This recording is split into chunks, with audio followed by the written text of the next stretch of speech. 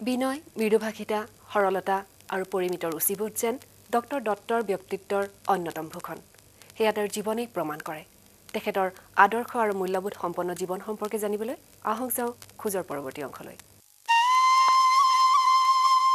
প্ৰথমে বিজ্ঞান শিক্ষা, তাৰ পিছত অৰ্থনীতি, ৰাজনীতি, লোকতত্ত্বৰ গৱেষণা, সাহিত্য সৃষ্টি, শিশু সাহিত্য আৰু এই সকলোৰে মাজত থাকিও অন্তঃসলীলাৰ দৰে তেওঁৰ মাজত প্ৰবাহিত হৈ থকা সংগীত।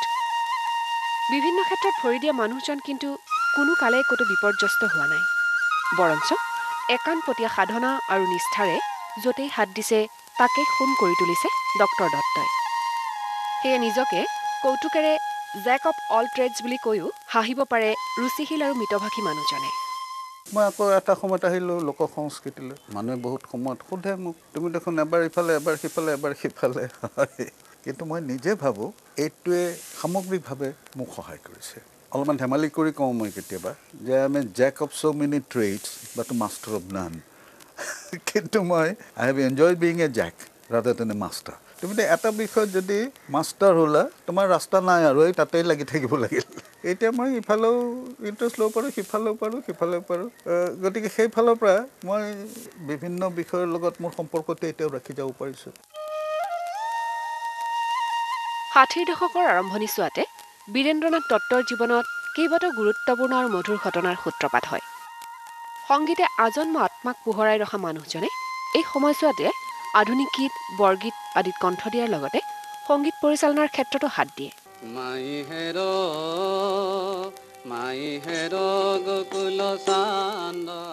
এই সময়তে সহধৰ্মিনী ৰূপত তেখেতৰ জীৱন সুবাসিত কৰে গৌৰীপুৰৰ এটি সংস্কৃতিবান পৰিয়ালৰ প্ৰতিভাশালী যুৱতী ইভা বৰুৱাই। সেই সময়তে অৰ্থাৎ 1963 চনত গুৱাহাটীৰ বি বৰুৱা মহাবিদ্যালয়ৰ ৰাজনীতি বিজ্ঞান বিভাগৰ মুৰব্বী পদলৈ উন্নীত হ'ল তেওঁ। গৌৰীপুৰৰ জোৱাই হোৱাৰ সূত্ৰেই সংস্কৃতিৰ অনুৰাগী মানুহজন গৌৰীপুৰৰ বিভিন্ন থলুৱা শিল্প কৃষ্টিৰ উপাদান সংগ্ৰহৰ বাবে প্ৰতিনিয়ত যেন ব্যস্ত হৈ পৰিল। আনহাতে 1964 চনতে সুযোগ মিলিল গৌৰীপুৰৰ প্ৰমথেশ বৰুৱা কলেজৰ প্ৰতিষ্ঠাপক অধ্যক্ষ হিচাপে যোগ দিয়াৰ। ইয়েই পাছৰ জীৱনত তেওঁক গৱেষণাৰ দিশত হাত দিবলৈও প্ৰেৰণা দিলে। আৰু 70ৰ দশকৰ পৰাই প্ৰায়োগিকভাৱে লোকতত্ত্বৰ বিভিন্ন দিশৰ অধ্যয়নৰ সৈতে বীৰেন্দ্ৰনাথ দত্ত যেন নিগুঢ়ভাৱে জড়িত হৈ পৰিল। মোৰ বিয়া হৈছে গৌৰীপুৰত। তালৈ যেতিয়া যাওঁ তাত দুই ধৰণে মই আকৃষ্ট হ'লোঁ।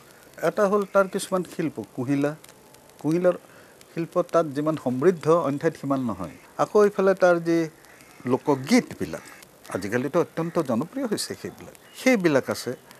আৰু যিটো কথা হ'ল এটা সময়ত মই গৈ পেলাই প্ৰমথেশ বৰুৱা কলেজৰ অধ্যক্ষ হ'লোঁ, প্ৰতিষ্ঠাপক অধ্যক্ষ।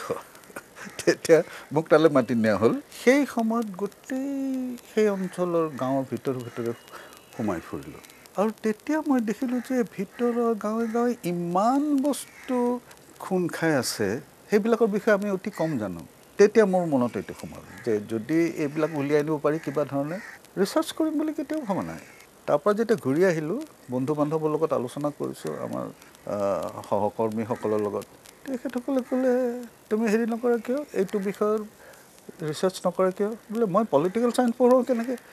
বোলে যোৱাচোন প্ৰফুল্ল গোস্বামী ছাৰৰ তালৈ। ভয়ে ভয়ে গ'লোঁ আৰু সেই যে আৰম্ভ হ'ল, ছাৰে যে মোক ল'লে নিজৰ ছাত্ৰ কৰি, তেতিয়াৰ পৰা আৰু মই এইটো ফালে গুচি আহিলোঁ।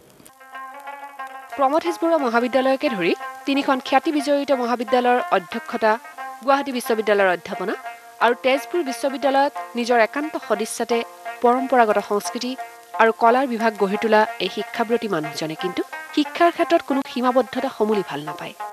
নদীক ভেটা দিলে ইয়াৰ স্বাভাৱিক গতি ব্যাহত হোৱাৰ দৰে শিক্ষাৰ হেঁপাহ থকা মনক বিষয়ৰ দেৱালেৰে বাধা দিয়াটোত তেওঁ সন্তোষ নাপায়। মই শিক্ষাৰ বিভিন্ন কিছুমান ক্ষেত্ৰৰ দেৱাল কেইখনমান বান্ধি দিয়াৰ পক্ষপাতি নহয়। তুমি আৰ্টছৰ ছাত্ৰ, ছায়েন্সৰ লগত তোমাৰ কি সম্পৰ্ক?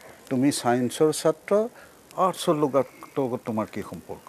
ইত্যাদি ধৰণৰ যিবিলাক কথা থাকে, মই সেইটোৰ একেবাৰে পক্ষপাতি নহয়।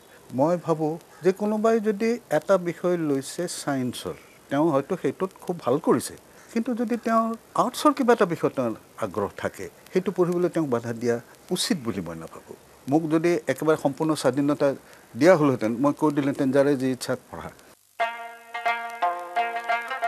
অসমীয়া আৰু ইংৰাজী ভাষাত ৩০খনতকৈ অধিক অমূল্য গ্ৰন্থ আৰু শতাধিক তথ্যগধুৰ প্ৰবন্ধ ৰচনাৰে এই বিদ্যুৎ ব্যক্তিজনে ৰাষ্ট্ৰীয় আৰু আন্তঃৰাষ্ট্ৰীয় স্তৰৰ বিষয় সমৃদ্ধ গ্ৰন্থৰ বাবে প্ৰবন্ধ লিখিছে।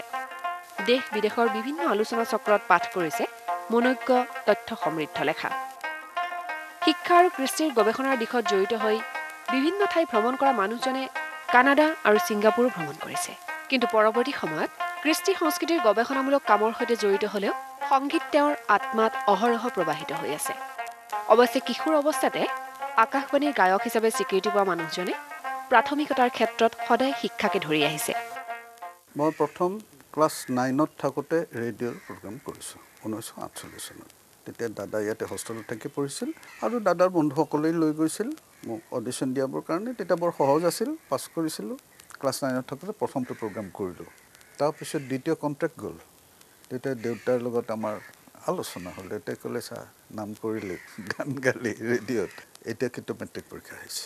তেতিয়াই ঠিক হ'ল যে তাৰপিছত মই ৰেডিঅ' প্ৰগ্ৰাম সেই সময়ত আৰু নকৰোঁ, মেট্ৰিক পৰীক্ষা নোহোৱালৈকে। এতিয়া আমাৰ এই যে চইচৰ প্ৰশ্নটো, কোনটো মোৰ কাৰণে বেছি প্ৰাথমিকতা কোনটোৱে পাব, পঢ়া শুনাটোৱে পাব, সেইটো সদায় পাই আহিছে।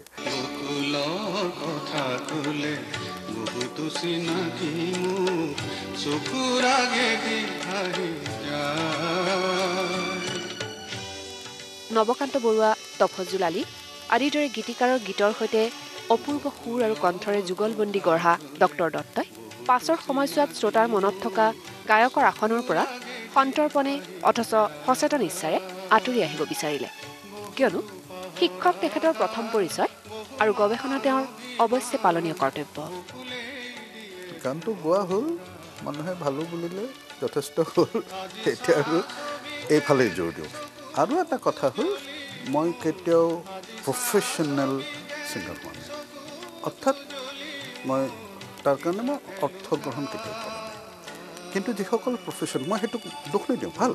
কিন্তু তেখেতসকলে নিজকে একেবাৰে হেৰি কৰি ৰাখিবই লাগিব, কাৰণ সেইটোৱে যিটো প্ৰফেশ্যন। মোৰতো তেনেকুৱা কোনো তাগিদা নাই। গতিকে সেইটো ভাল, বহুতখিনি তল পৰি থাকিল। নামটো ক'লে কেৱল সুগায়ক হিচাপে চিনি পোৱা ডক্টৰ বীৰেন্দ্ৰনাথ দত্ত নামৰ ব্যতিক্ৰমী প্ৰতিভাৰ অথচ অত্যন্ত মাৰ্জিত মানুহজনৰ ব্যক্তিত্বৰ বহু দিশ সম্পৰ্কে অনেকেই অৱগত নহয়। পশু পক্ষী গছ গছনি সম্পৰ্কে অজস্ৰ আপুৰুগীয়া তথ্য থকা এই মানুহজনৰ ঘৰখনেই যেন জন অৰণ্যৰ মাজত থকা এখন অনাঘ্ৰাত আশ্ৰমস্বৰূপ। মৃদু কৌতুকবোধে তেওঁৰ বিনয়ী কথা বতৰা আৰু ব্যক্তিত্বত জিলিক মাৰি উঠে। সংস্কৃতিক লৈ তত্ত্বগধুৰ গ্ৰন্থ লিখা মানুহজনে খাদ্য ৰীতি সম্পৰ্কেও সুহৃদসকলৰ সৈতে ভাৱ বিনিময় কৰে। কিন্তু তেনে ঘনিষ্ঠ আলাপো যেন হৈ পৰে গৱেষণাৰে বহুদিনৰ মূৰত যদি মই বীৰেন্দ্ৰনাথ দত্তক এদিন লগ পাওঁ, তেওঁৰ ঘৰলৈ গৈ তেওঁ প্ৰথমে ক'ব তেওঁ ক'লৈ গ'ল আৰু ক'ত কি খালে। এইটো কথা বৰ আচৰিত লাগে যে বীৰেন্দ্ৰনাথ দত্তই খাদ্য সম্পৰ্কে যিবিলাক কথা কয় সেইবিলাক একোটা গৱেষণাৰ বিষয়বস্তু। আৰু খাদ্য ৰীতি সম্পৰ্কে, বিশেষকৈ অসম তথা উত্তৰ পূৰ্বাঞ্চলৰ বিভিন্ন জনগোষ্ঠীৰ খাদ্য ৰীতি সম্পৰ্কে, বিভিন্ন জনগোষ্ঠীৰ সংস্কৃতি সম্পৰ্কে, বিভিন্ন জনগোষ্ঠীৰ ভাষা সম্পৰ্কে বীৰেন্দ্ৰনাথ দত্তৰ যি জ্ঞান, সেয়া এক বিৰল।